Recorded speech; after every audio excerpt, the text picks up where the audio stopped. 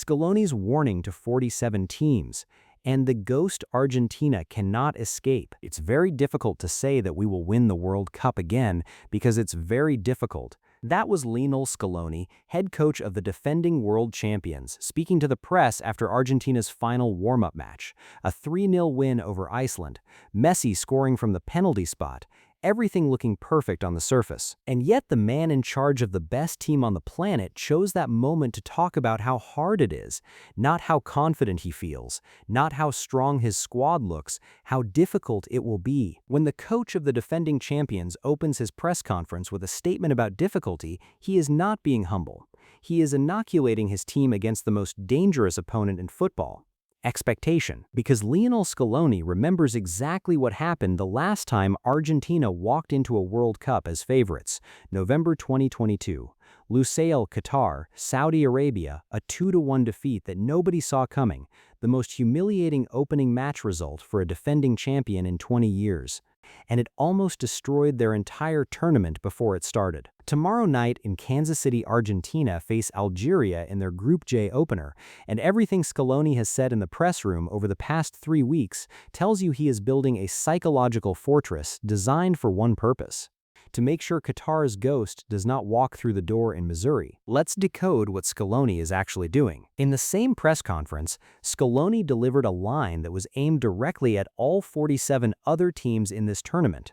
He said, "What I can assure you is that these players will leave their lives on the pitch. We will do everything until the end." Leave their lives on the pitch. That is not coaching language. That is a declaration of war, and it carries a specific meaning in Argentine football culture, where the concept of garra, raw fighting spirit, is valued as highly as technical ability. But here is the subtlety. That statement was not really for the 47 other teams. It was for the Argentine public and the Argentine media, because the pressure on this squad is unlike anything any defending champion has faced in modern football. No team has successfully defended the World Cup in 64 years. The last to do it were Brazil in 1958 and 1962. Italy did it in 1934 and 1938. France tried in 2022 and came within penalties of succeeding before Argentina stopped them. Now Scaloni's men carry that same burden: win it again or be remembered as the team that couldn't. Scaloni knows this, and his press room strategy has been methodical. First, he lowered expectations by calling the task very difficult. Second, he raised emotional commitment by promising his players will leave their lives on the pitch. Third, and this is the most revealing part, he spoke about Algeria's coach, Vladimir Petkovic, with unusual personal warmth. Scaloni called Algeria a good team with great players. Then he added something that stopped the press room for a moment. He praised Petkovic specifically and mentioned that Petkovic was his former head coach at Lazio in Serie A. Think about what that does. It humanizes the opponent. It tells the Argentine players that the man on the other bench is not a footnote.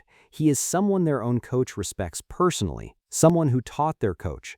That is the opposite of arrogance. That is deliberate, engineered humility. And then Scaloni referenced Saudi Arabia directly. When asked about facing supposed weaker opponents, he said, "We have that experience. We have to play the match. We have that experience." 4 words that contain the entire psychological architecture of this campaign. Scaloni is using the Saudi Arabia disaster not as a wound to hide, but as a vaccination. He is injecting the memory of humiliation into his squad's preparation so that complacency becomes biologically impossible. Now let's look at the Messi question, because this has been the shadow over Argentina for months. Back in March, Scaloni said Messi was undecided about playing in the World Cup. He told the press, "I will do everything I can to make sure he is there. I believe he has to be there for the sake of football. But it is not me who decides." For the sake of football, a national team coach saying a player should be at the World Cup, not for Argentina's sake, but for football itself. That is how Scaloni frames Messi's presence, not as a tactical asset, but as a global obligation. Messi responded in his own press conference with characteristic composure. He said, "As every time we start an official tournament, I am very excited. This group has shown that it can compete against any opponent and in any competition. We have the same hunger and always want more." The same hunger. That is Messi at 38 years old, after winning everything there is to win, telling the world he still wants more. And the training reports confirm it. According to ESPN, Scaloni's latest training session placed Messi in the starting group alongside Romero, Otamendi, Lisandro Martinez, De Paul, Enzo Fernandez, Mac Allister, Thiago Almada, Simeone, and Lautaro Martinez. Messi starts. The debate is over. The question now is what he can deliver at 38 in the Kansas City Heat. Now here is where Algeria enters the picture.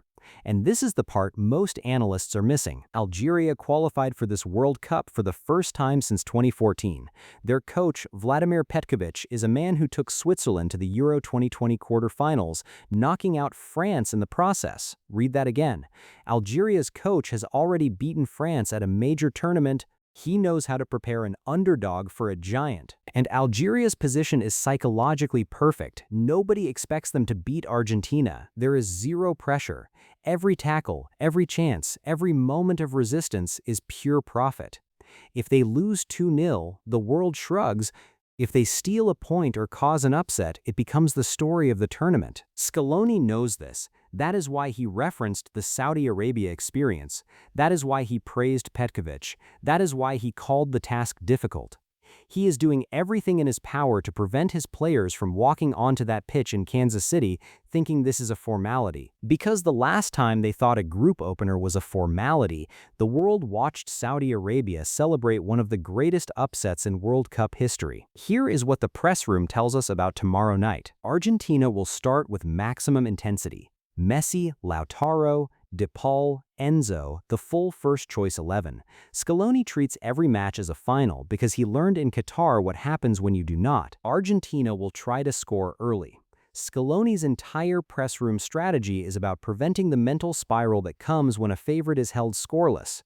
An early goal kills the upset narrative before it breathes. And Scaloni's personal respect for Petkovic tells you that Argentina's preparation has been opponent-specific, not generic.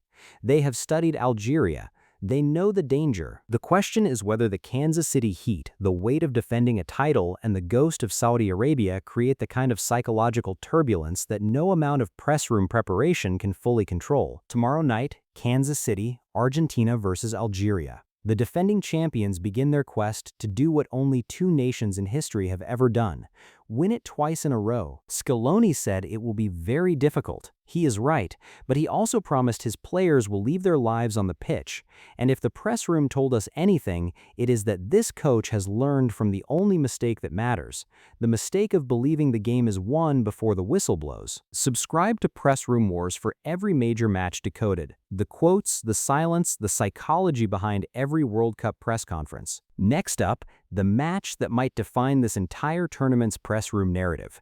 England versus Croatia.